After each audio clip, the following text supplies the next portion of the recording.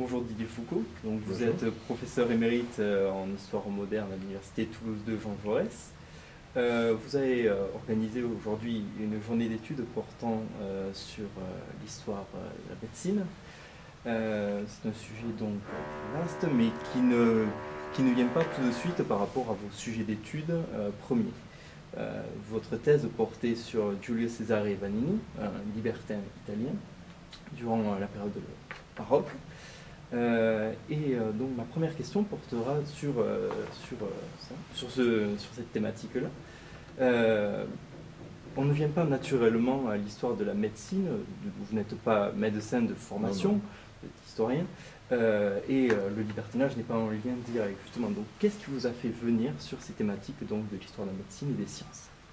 Alors effectivement, entre libertinage et histoire de la médecine, le lien n'est pas évident, sauf que le sujet de ma thèse, qui portait donc sur un penseur italien qui s'appelle Giulio Cesare Vanini, m'a entraîné à la lecture de textes qui portaient à la fois sur une critique radicale de la religion, ce qui relève du libertinage, tel qu'on l'entendait au XVIIe siècle, mais également sur des textes de portée scientifique, allant depuis l'astronomie jusqu'à la biologie, en passant par les sciences de la Terre, les sciences physiques, etc. Et donc, mon travail au moment de la thèse a essayé de voir quel lien il pouvait y avoir entre une conception du monde basée sur une approche scientifique, telle qu'on pouvait le dire à la Renaissance, ou à la fin de la Renaissance, de l'évolution du monde, et des conceptions qui pouvaient aller jusqu'à renier Dieu, puisque Vanini est considéré comme un des premiers penseurs athées de l'époque moderne. Et donc, en étudiant les aspects scientifiques, je me suis penché sur l'astronomie, sur les sciences de la Terre et sur la médecine. Et c'est aussi en rencontrant des médecins qui travaillaient sur l'histoire de la médecine que je me suis plus spécialement orienté vers cette branche de l'histoire des sciences. Et est-ce que vous pensez avoir une vision différente par rapport à... C'est souvent les médecins Oui. qui font l'histoire de la médecine. Est-ce que vous pensez qu'un historien faisant l'histoire de la médecine a une vision différente comme médecin? Parlons de... Alors effectivement, si on regarde d'un point de vue historiographique comment l'histoire de la médecine s'est constituée au cours, disons, du dernier siècle, et plus particulièrement depuis 20-30 ans, on s'aperçoit que pendant très longtemps, l'histoire de la médecine, et c'est le cas un peu de l'histoire des sciences aussi en général, était surtout le fait de médecins ou de spécialistes de telle ou telle science. Et les philosophes aussi intervenaient par des préoccupations d'ordre épistémologique. On a de grands penseurs venus de la philosophie qui ont travaillé dans l'histoire des sciences. Et c'est vrai que les médecins, les historiens arrivent un peu tard, à partir des années 80 principalement, ou fin des années 70, 80 et après, dans l'histoire de la médecine. Alors nous n'y arrivons pas de la même manière. Nous y arrivons aussi avec des préoccupations qui sont celles d'historiens, avec l'élargissement des champs de l'histoire, avec l'école des annales, la nouvelle histoire. Donc toute une série de domaines nouveaux ont été explorés.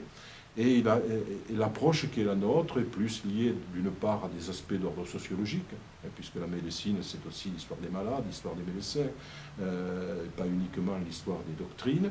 Et par ailleurs, même sous l'angle de l'histoire des doctrines, on est moins dans une perspective qu'on pourrait qualifier positiviste, c'est-à-dire l'évolution de la science à travers ses différents progrès et les grandes figures qui ont marqué ces progrès, mais plus pour essayer de comprendre comment se détermine un univers mental à une époque donnée dans un domaine scientifique.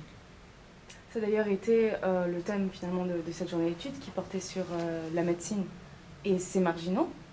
Et vous avez donc fait une intervention ce matin sur la figure de Jean Gaffet, qui est un homme qu'on pourrait qualifier de triplement marginal, vu qu'il est médecin empirique, qu'il se spécialise sur une maladie qui est une maladie à la marge, la maladie de Naples, donc la syphilis, et en plus c'est un voleur.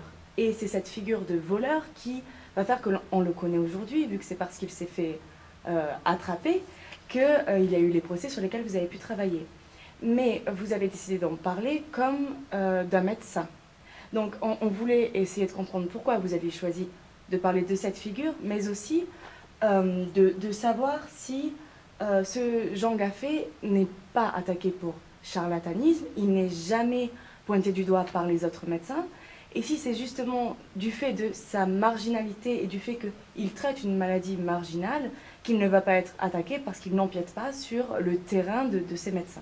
Voilà les deux questions qu'on voulait poser sur cette intervention. Voilà, ce Jean Gaffier est un personnage qui est en fait très peu connu, que l'on connaît surtout à partir d'une publication d'une archiviste de Haute-Garonne qui s'appelle Anne Charnet, et qui a publié les textes de son procès, les interrogatoires, les témoignages aussi, et les sentences, qui étaient d'ailleurs initialement en occitan et qu'elle a traduit. Et c'est à partir de cette publication que j'ai essayé de voir ce que ça nous apprenait sur ce voleur, car c'était avant tout un voleur de grand chemin, qui a fini d'ailleurs tragiquement, puisqu'il a été pendu, ce que ça apprenait, ce voleur, de cette activité médicale, puisqu'il était, entre autres, surnommé le médecin. Et effectivement, s'il n'a pas été attaqué, d'abord c'est parce que les crimes dont il s'est rendu coupable pendant près de 20 ans justifiaient pleinement qu'on le poursuive pour cela, et également aussi parce qu'on est à une période, au début de la Renaissance, ça se passe autour de 1520, où la médecine officielle, en fait, n'a qu'un impact très limité sur la société. Elle touche surtout les grandes villes, les classes dirigeantes. Et pour soigner le reste de la population, il y a les remèdes dits de bonnes femmes, qui sont à l'intérieur des familles pour les maladies les plus courantes. Et puis ensuite, il y a une catégorie de médecins qu'on appelle les empiriques, qui vont des charlatans aux chirurgiens, en passant par des gens qui s'improvisent, ce qui semble-t-il le cas de Jean Gaffier, qui s'improvisent médecins et qui vont chercher un créneau. Et le créneau qu'il a pris, c'est une maladie nouvelle, la syphilis, qui s'est développée à partir des années 1494-95 et qui pose de grosses questions à la médecine officielle. Et donc dans ce créneau nouveau, en quelque sorte, des hommes nouveaux vont essayer d'exploiter un peu ce filon en apportant leur manière à eux de soigner cette maladie. Et donc, dans ce contexte, la médecine officielle ne s'est pas vraiment sentie agressée, et je pense que les charges qui pesaient sur Jean Gaffier de l'autre côté ont été prédominantes. En parlant de charlatan, on voit que c'est donc un homme et un médecin, mais pas pour autant un charlatan. Et il nous a semblé donc pertinent de vous poser une question sur le charlatanisme et la marge. Parce qu'on a vu que le charlatan d'hier peut maintenant être considéré comme un médecin. On a vu avec l'acupuncture qu'il y avait eu de grands débats, alors que maintenant, de nos jours, même si c'est, on l'a dit, hein, un peu une médecine parallèle, on ne considère pas que ce soit pour autant des charlatans. Donc comment vous définiriez la marge et le charlatan? Quelle est la différence du médecin à la marge et du charlatan? Et est-ce que ça a un contexte historique ou non? De toute manière, il y a toujours un contexte historique qui prédétermine la fixation des limites. Les limites entre la science et la non-science, entre la médecine officielle et la médecine parallèle ou alternative, comme on peut dire aujourd'hui, dépendent d'une conjoncture, mais aussi peut dépendre d'un milieu social, dépendre d'un pays aussi. Les cultures médicales ne sont pas les mêmes. On a vu par exemple avec l'acupuncture, ce n'est pas du tout la même chose si on la pratique en Occident ou en Chine, où ça appartient à une longue tradition médicale. Donc là, il y a tout un effet de contexte, aussi bien dans le temps que dans l'espace et dans les cultures et les civilisations. S'agissant des charlatans, bien, la médecine, qui est encore de nos jours, même si elle l'est beaucoup moins que par le passé, souvent un échec face à certaines maladies, suscite toute une série d'espoirs d'une part du côté des malades et toute une série de tentatives qui sont guidés soit par la naïveté, soit par une espèce d'exaltation, soit parfois carrément de la crapulerie, du côté de gens qui prétendent avoir les médicaments, avoir les solutions que la médecine officielle ne possède pas.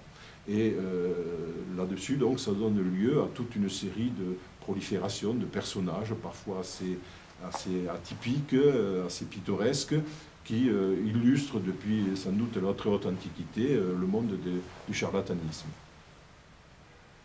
Donc merci beaucoup de nous avoir accordé votre temps. C'est moi qui vous remercie.